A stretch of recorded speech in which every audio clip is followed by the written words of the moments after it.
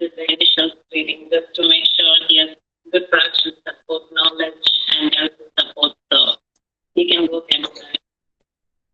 All right. Yeah.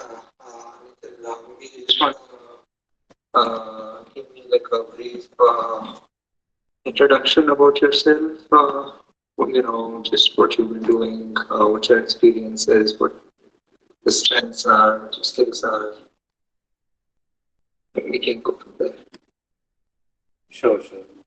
So I was actually working as like a DevOps engineer, past 5 years, I was setting up various kind of CI/CD pipeline, working on the Linux, AWS, almost more than 15 on of the Amazon tools and technologies, including but limited to the CI/CD pipeline, working on Amazon content, I've been writing the Ansible for the for the automation, and I also written the flow derivative, working with the Amazon automation, that I was also working with the deployment of automation, using Jenkins,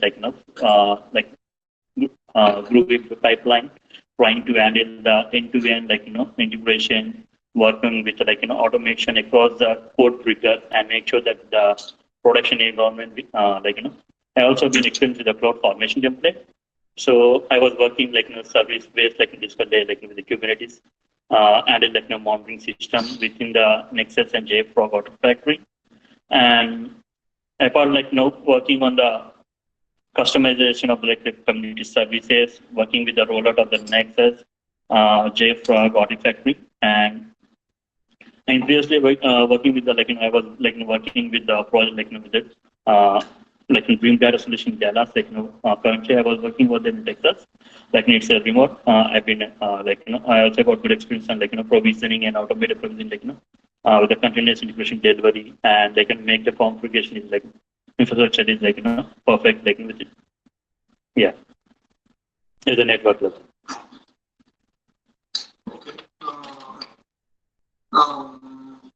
So Deepa, you will stay on as well for the interview? Yep, I can stay if you want. No, I mean, that's fine. You can drop off. I'll let you know first. Sure. Okay. Yeah. Thank you. Vinay. Yeah. All right. Thanks. So yeah, Nikhil, maybe we'll just quickly go over some technical questions around Linux. You said you worked in a Linux environment, right? Yeah, that is. Okay.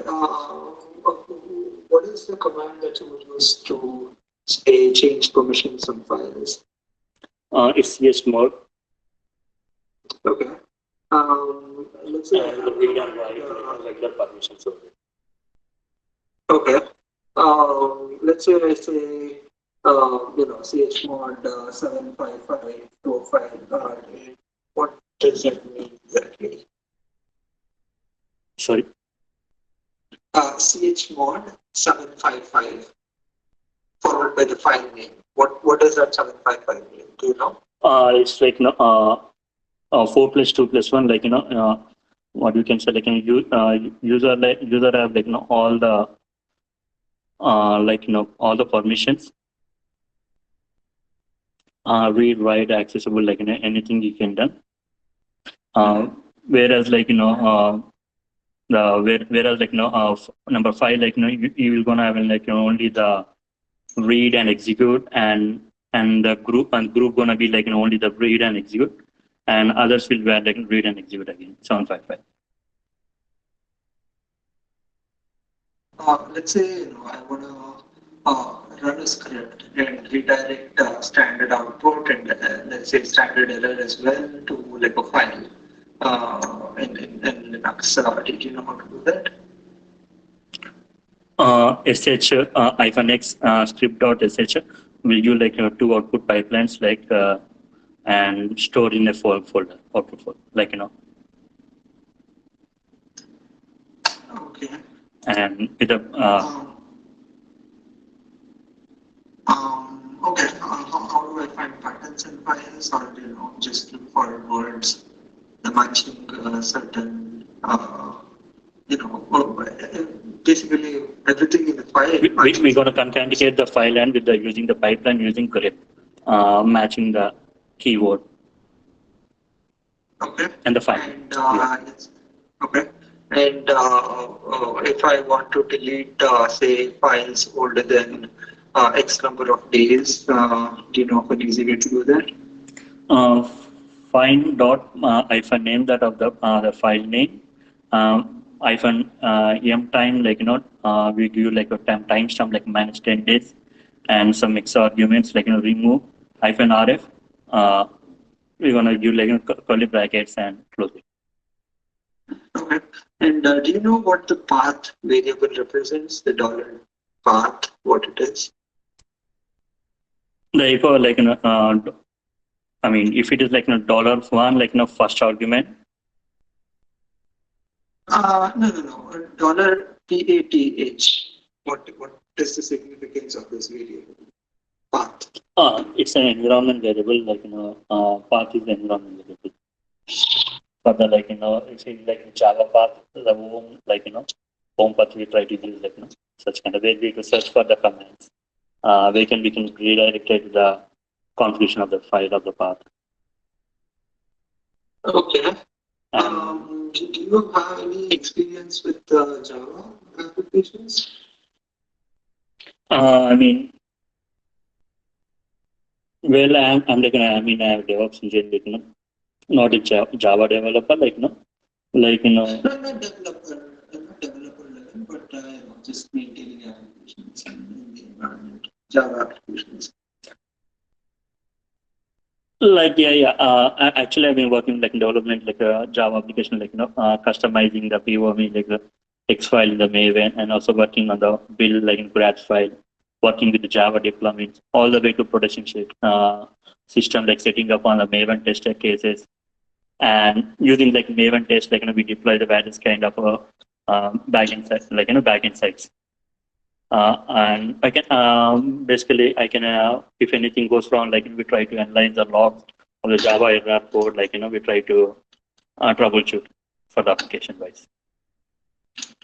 Okay, that's nice. Let's say I have an application, a Java application, which I get an error saying out of memory. Do you know what it means and how I would resolve it? Basically,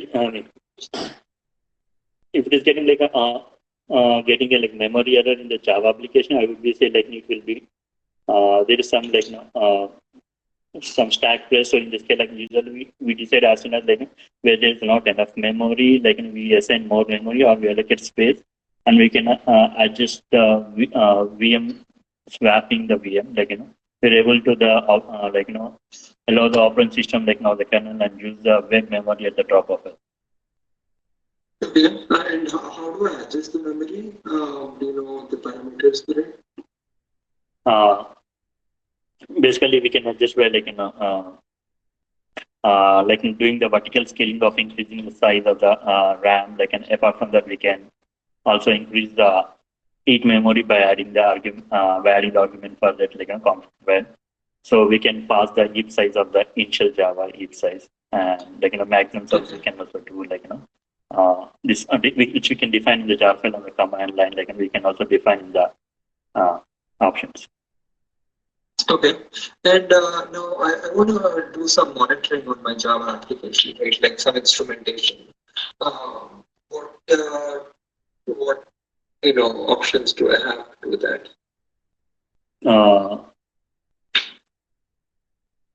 Right. Let's say you have to add some monitoring, like update monitoring, for example, or if you're familiar with it, Prometheus or about we can do custom region link of the New Relic. We can also go through the Spring Boot accurator. We can also use the agent from the New Relic, which can help us to push the metrics from the application to the remote server. Okay. Okay.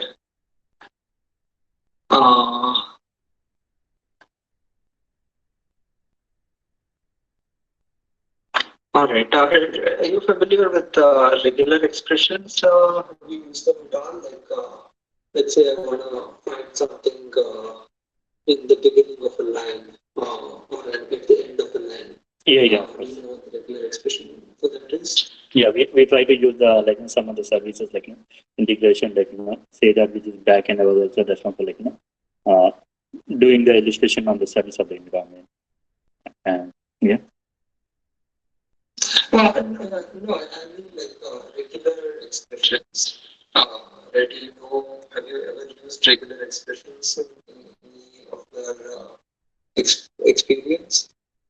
Yes, I mean I use in my shell script to find out the patterns in my application as well as in the log file.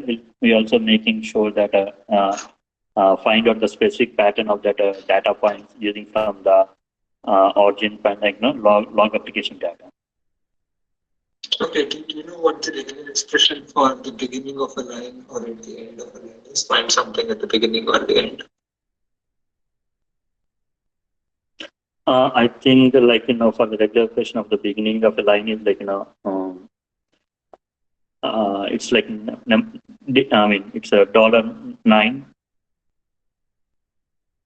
Okay. Carrot and yeah. It's a dollar matching that word and matches the word. Okay. And have you done any kind of automation work like in, say, Python or shell scripting? Have you done anything on those lines? Yeah, exactly. So actually, I will responsible writing the Python and shell script from the photo library. So using various kind of Python photo liability scripts. Actually using handling the entire bottom border script tell them real time what was actually working with that and so you do automation on the Amazon script trying to switch of the machine at night and then switch them in the morning. I would like to see using the back end and we actually have a where I was doing there is system NTP alerts over there. Try to automate the script with the shell script whenever the system could not synchronize the server time, it automatically gonna fix the issue. No need to step over that. Fine. I mean, to trace the errors. Okay. Shell, do you know how to check the exit status of a command? The exit status. Whether or not it was, whether or not it was successful.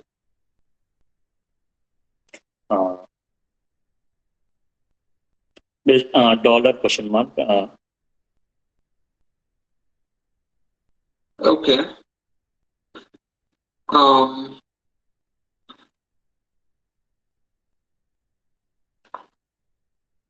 Could you repeat that question actually? Yeah, that was the question. Like, how do you look at the exit status of a command in shell? Okay. Yeah, and how do you read command line arguments into a script? How do you read the command line arguments in the script? $1, $2, $3, $hash. Okay. What is $hash? $hash,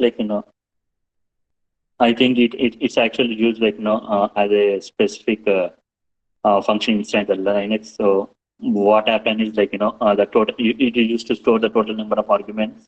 It used to define and and find the process of that current script all the arguments. Okay. And you've done some Python as well. You said what kind of libraries have you used in Python? And can you just walk me through some program that you worked on?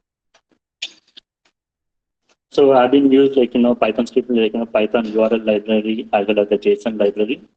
I've also got good experience on using some big data libraries TensorFlow and use the Python voice library, which is used for doing various kinds of work on the operating system, and some of the file modification libraries which are available there across TensorFlow data. Okay. All right.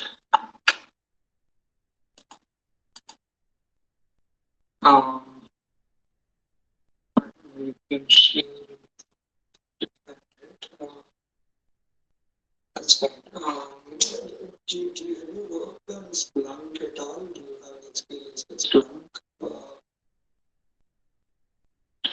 Not really. Splunk. Splunk. Yeah. I never use the Splunk is, but like it actually I used to be responsible, like setting up the universal Splunk log, like for run those, like handling and that's it. Like not big much, like I like trying to use like validate the Splunk deployment, say that like specific, yeah. Okay. Okay. In the place of Splunk, I've been used that actually. Oh, all right.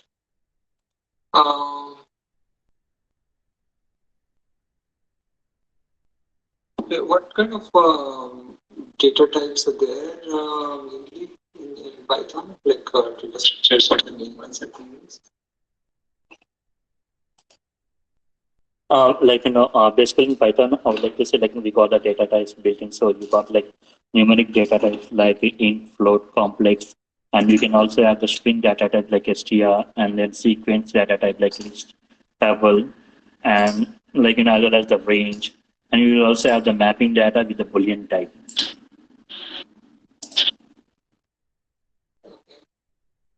Um, all right. How about dictionaries? Have you used dictionaries at all? What are they? About the dictionaries. Yeah. Yeah. When coming to the dictionary, we should trying to map the mapping the data type in Python directly. It is nothing like the data structure. We're trying to primarily use storing the data in key value pairs, and more generally, dictionary consists of collection of key value pairs, and each category, key value pair maps the key it's associate with its value. Okay. All right. And let's say you have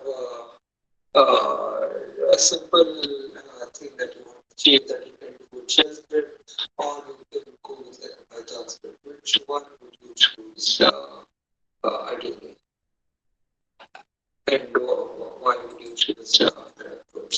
I'll go with the Python script. It's very easy to write in I mean it's very easy to write. Initially we have to do a lot of unnecessary manipulation. I think we can go with the Python script, which is easy to run and deploy on the top of that, and it can be easy for them. Yeah. And let's say you were going for speed, right? Which one would you then choose? Sorry. If you were going for speed, Then I'll go with the shell script. The shell script much faster as compared to Python script. In the runtime environment, I would like to say I'll go with the shell script because it is compared to Python. It is fast to to run on the real time environment. Okay. Can you just walk me through an algorithm to come up with, say, Fibonacci sequence in Python? Did you know what a Fibonacci sequence is? Yeah. Of course. Basically, in the Fibonacci sequence, what happens is nothing uh, which begins with individual segment 0, 1, 1, 2, 3, 5. Each member is starting with the third, address to the prescott from the what will happen it will be sum of the previous two so in Fibonacci sequence each of the number is sum of the two, and it starts with a 0, and one all the sum it actually starts from 1 and 1 and 2. This is very easy, and the formula is add to previous two. Okay.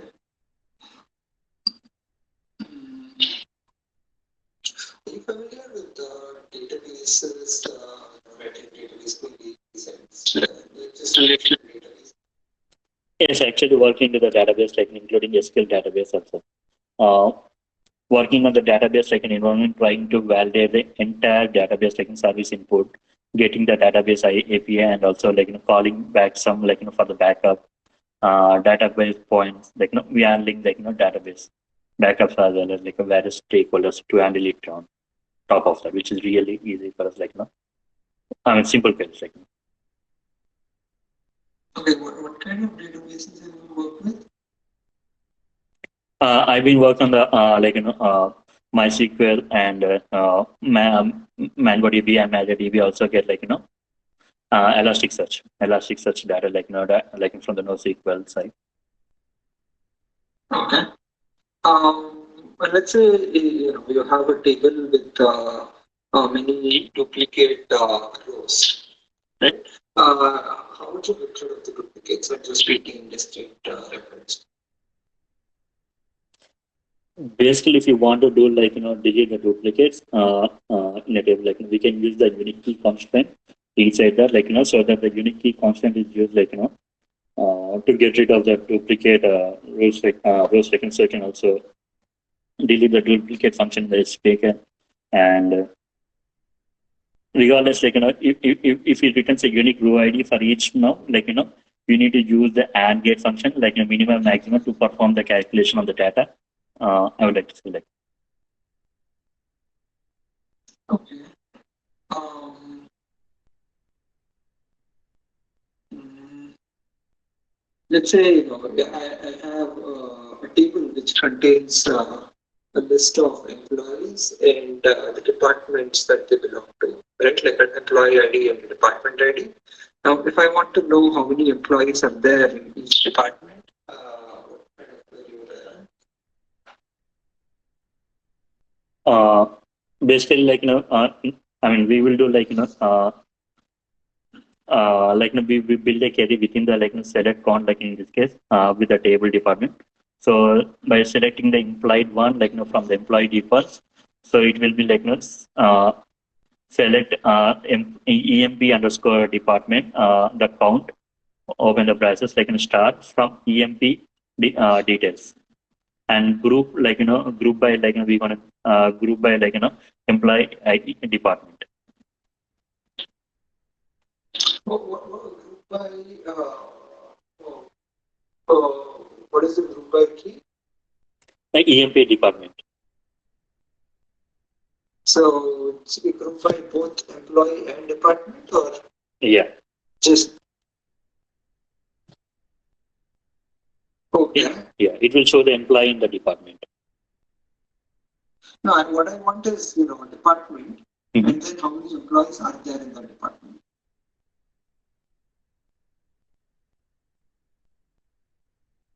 Basically, we can like we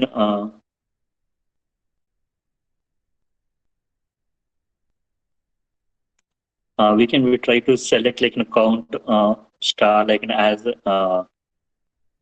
count and department dot dname from like which table, like an emp inner join and department on emp and dot department number is equal to department comma like in department number, and group by department number dname.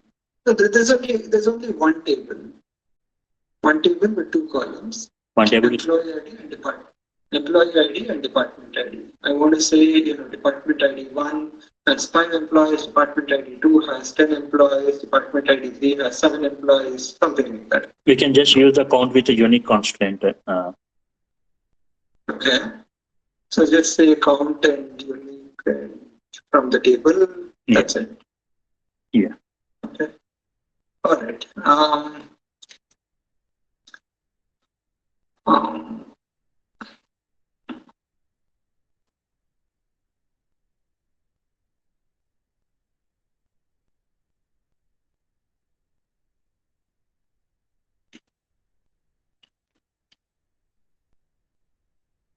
Have you had any experience with Kafka in what you've done so far? Yeah, of course, of course. Love research Kafka last search. Okay. And what would you say is the biggest difference between Kafka and say MQ?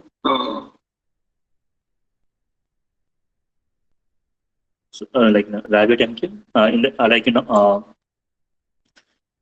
Apache Kafka has like a good tolerance, allows various kind of data but RabbitMQ in Apache MQ Kafka uh, how could I say like in RabbitMQ it's a fault it's a fault tolerance set that uh, which is best for like transactional data such as older format and placement and user requests, whereas Kafka works with best with the only operation data process and operation auditing and logging statistics as well as system activity.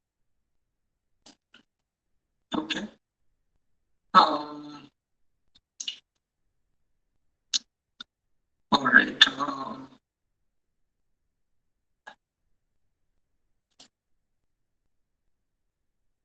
Did you know how to find the list of all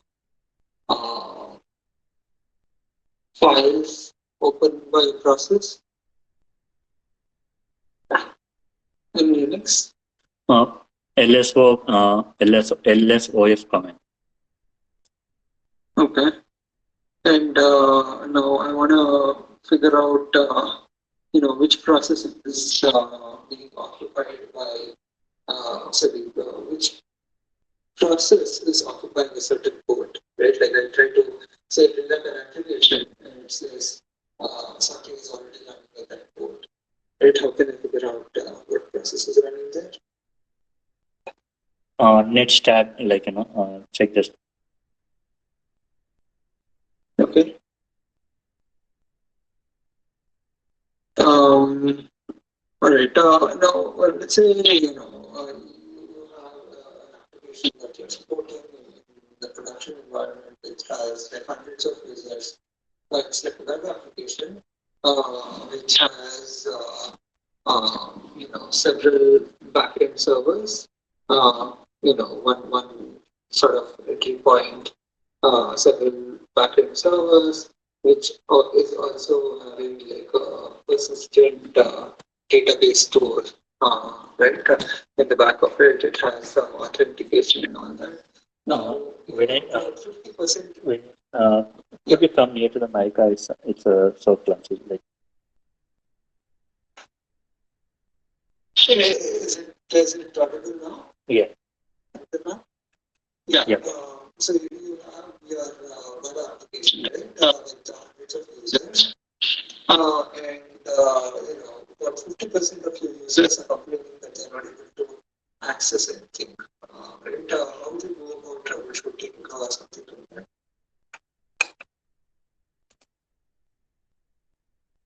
that? First of all, we look into various kind of logs in the application, which is the web application, trying to understand the ways that actually find any errors in the log of the application. I'll try to able to see if I'm able to access the application, see the routing inside the application, and try to go and look at the load balancer with the backend instances of various rapid query. And we also check if there is any kind of content delivery network, which is stopping the kind of your routing, if there is any DNS based issue, and the DNS based routing is currently done. I would like to see checking some of the real time route data which is handled. So I also check if there is any kind of issues over there, clear the cache data. Okay. All right. And let's say you have a file that is about 10 GB, and it's a log file. What commands would you use to kind of investigate an application using those logs?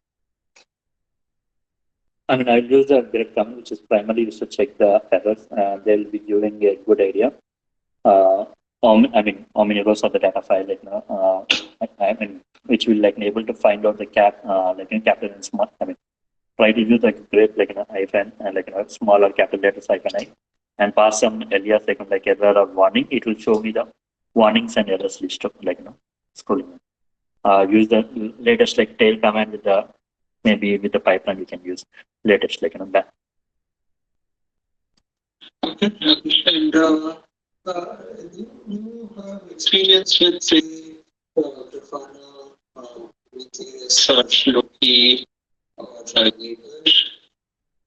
Yeah, I've done the installation of the Grafana and the Prometheus for the Kubernetes orchestration, in Kubernetes cluster. I was also responsible setting up a bigger cluster API inside the Kubernetes runtime and the Prometheus. Okay, all right. Great. Thanks for that. That is all I have for you. Any questions that you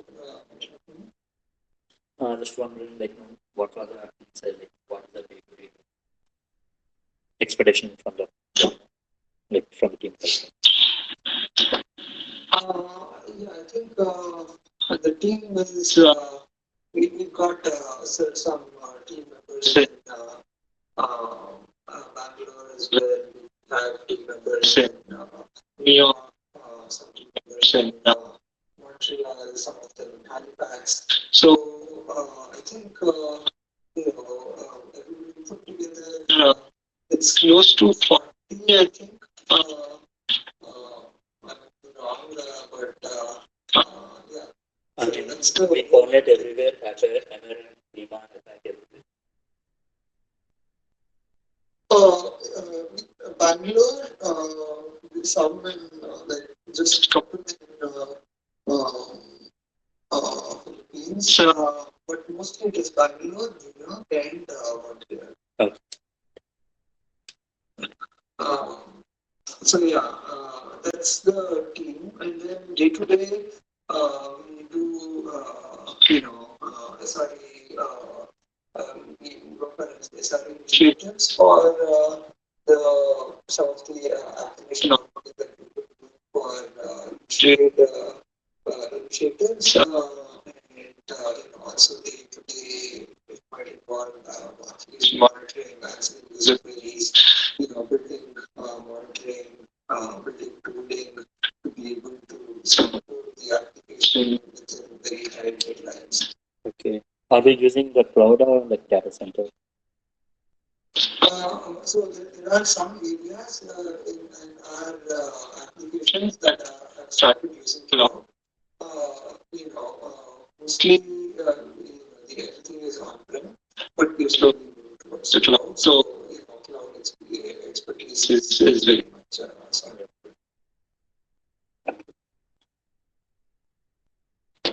Yeah. All right. I think that's it. Or do you have any other questions? Okay. No, Android. All right. Thanks. It was nice.